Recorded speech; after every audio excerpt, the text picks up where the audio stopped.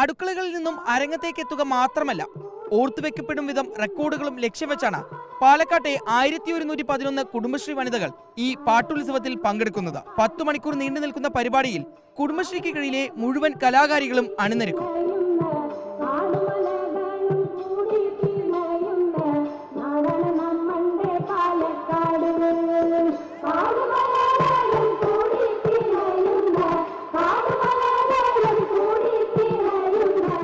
വേദിയുടെ ഇരുഭാഗങ്ങളിലുമായി 10 വീതം വനിതകളുള്ള സംഘങ്ങൾ തയ്യാറായി നിൽക്കും. ഒരു സംഘം പാട്ടുപാടി നിർത്തിയാൽ തൊട്ടടുത്ത നിമിഷം അടുത്ത ടീം പാട്ടാരംഭിക്കും. അങ്ങനെ 123 ടീമുകൾ പരിപാടിയിൽ പങ്കെടുത്ത ലോക റെക്കോർഡ് നേടുമെന്നാണ് സംഘാടകരുടെ വിശ്വാസം. പാലക്കാട് ജില്ലയിലെ കുടുംബശ്രീ സംവിധാനം ശക്തിപ്പെടുത്താൻ വേണ്ടി അവരുടെ കപ്പാസിറ്റി ഡെവലപ്പ് ചെയ്യാനും കൂടിയുള്ള ഒരു പ്രോഗ്രാമാണിത്.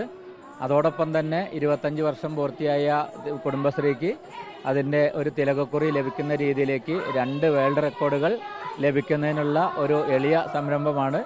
123 ടീമുകൾ, 1230-ലധികം വനിതകൾ നിർത്താതെ പാട്ടുപാടുന്ന ഒരു രീതിയാണ് ഇവിടെ അവലംബിച്ചിരിക്കുന്നത്. പ്രോഗ്രാം ആരംഭിച്ചു കഴിഞ്ഞു. ഇനി ഇത് 10 മണിക്കൂർ കഴിഞ്ഞ് ഈ പ്രോഗ്രാമിന് അവസാനമുള്ളൂ. 1 മാസം നീണ്ട പരിശീലനത്തിനൊടുവിലാണ് കുടുംബശ്രീ അംഗങ്ങളും ജില്ലാ മിഷനും പാട്ടുത്സവത്തിന് ഒരുങ്ങിയത്. നാടൻ പാട്ടും സിനിമാ ഗാനങ്ങളും മാറി മാറി എത്തുന്ന ലോക റെക്കോർഡ് ലക്ഷ്യം വെച്ചുള്ള പരിപാടി കാണികളെയും ആവേശം കൊള്ളിക്കുന്ന രീതിയിലാണ് സംഘടിപ്പിച്ചിട്ടുള്ളത്. തിരികെ സ്കൂൾ നല്ലൊരു ക്യാമ്പയിനായിരുന്നു. ആ നല്ല ക്യാമ്പയിൻ്റെ എല്ലാ ഊർജ്ജവും അവരുടെ കയ്യിലുണ്ട്. ആ ഊർജ്ജമാണ് ഇപ്പോൾ ഇവിടെ കാണുന്നത്. അവരവിടെ പരിപാടി നടത്തുന്നതും നമുക്ക് ശ്രദ്ധിച്ചാൽ അറിയും എത്ര ചിട്ടയായ ഒരു സംവിധാനം ചെയ്യണമെന്നുള്ള തോന്നൽ തീർച്ചയായും അവർക്കുണ്ടായിരിക്കുന്നു. പാടുക എന്നുള്ളതും അത് ഉത്സവമാക്കി മാറ്റുക എന്നുള്ളതും അവരേറ്റെടുത്ത പ്രോഗ്രാമായി.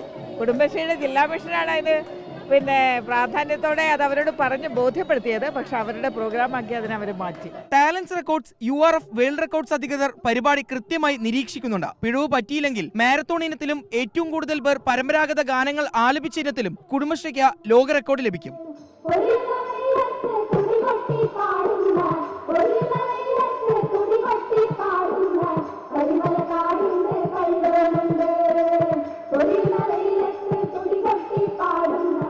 റിപ്പോർട്ടർ, പാലക്കാട്.